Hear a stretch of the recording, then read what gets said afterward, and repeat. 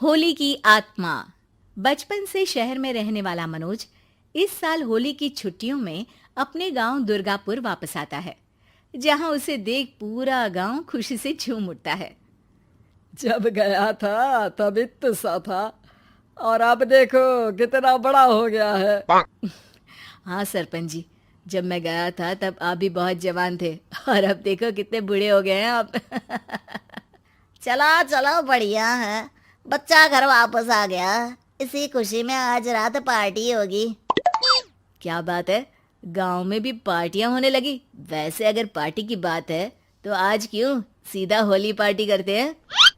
Holi party की बात सुन चहल पहल में अचानक सन्नाटा छा जाता है, जिसे देख मनोज को कुछ अजीब लगता है, लेकिन तभी सरपंच बात पलट देता है।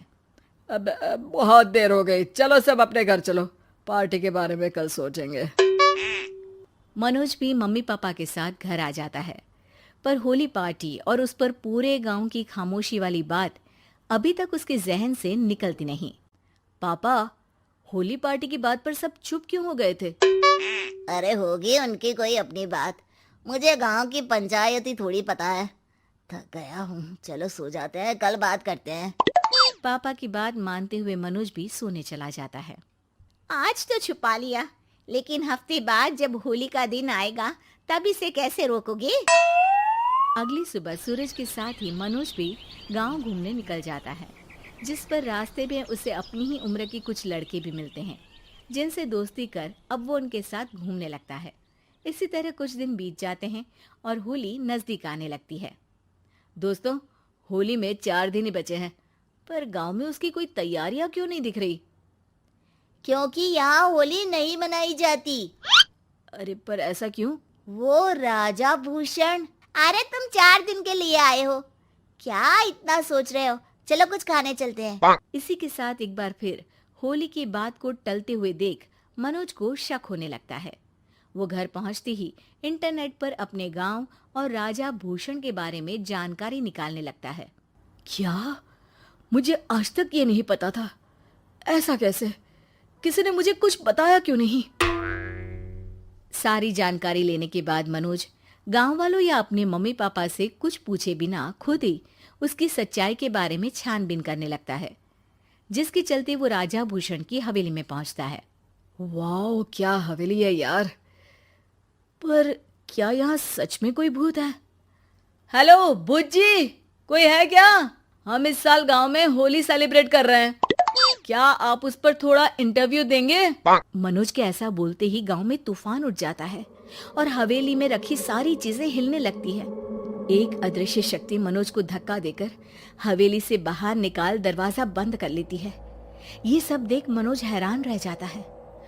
क्या अभी मुझे हवा ने धक्का देकर बाहर निकाल दिया? मेरे होते हुए इस गांव में कभी होली नहीं मन सकती, इसलिए दोबारा ऐसी कोशिश भी मत करना, अंजाम बुरा होगा। आवाज सुन मनोज हैरानी से इधर उधर देखने लगता है, पर उसे कोई दिखाई नहीं देता। वो गांव वापस आ जाता है, जहां तूफान की वजह से सब कुछ तहस महस हो चुका होता है। आखिर ये तूफान आया कैसे? ना ऐसा कोई मौसम था और ना ही हमने होली का त्योहार मनाने की बात की थी।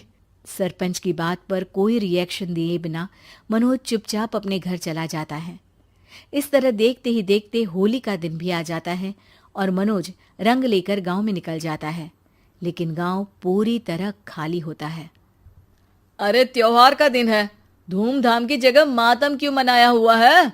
मनोज की आवाज सुन सब अपने घर की खिड़कियां खोल के घर के अंदर से ही उसे वापस जाने के लिए कहने लगते हैं, पर वो किसी की नहीं सुनता। तुझे पहले भी समझाया था, अगर होली खेलने की कोशिश भी की तो अच्छा नहीं होगा। अरे बात मान लो बेटा, तुम्हें सच नहीं पता। मुझे सब पता है। सालों पहले इस राजा ने एक अंधविश्वास फैलाया और आप लोग आज तक उसे मानते आ रहे हो। अरे बेटा, जब तुम पैदा भी नहीं हुए थे उससे भी बहुत पहले से इस गांव पर होली का श्राप है। अगर गांव में होली का त्योहार मनाया जाता है तो प्रलय आना पक्की बात होती है।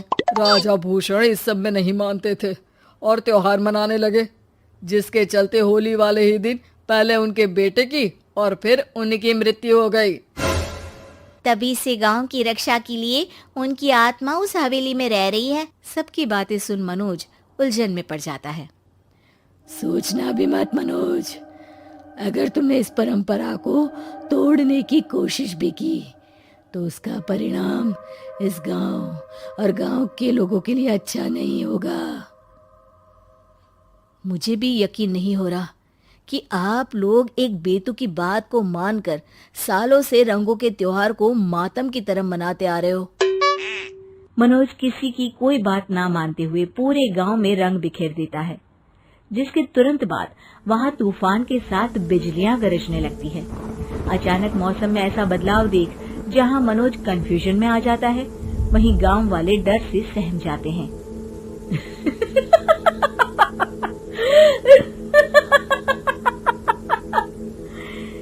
इस लड़के ने हमारे जैसे सिर्फ अपने स्वार्थ के लिए नहीं बल्कि पूरे गांव की खुशियों के लिए यहाँ होली मनाई है, जिस वजह से अब इस गांव पर होली का श्राप टूटता है।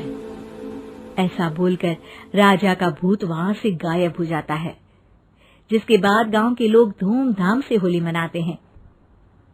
खुशियों के रंग गांव में बिखरे ही होते हैं कि अगली सुबह अचानक मनोज कहीं गायब हो जाता है और एक बार फिर गांव में होली का नया राज शुरू हो जाता है।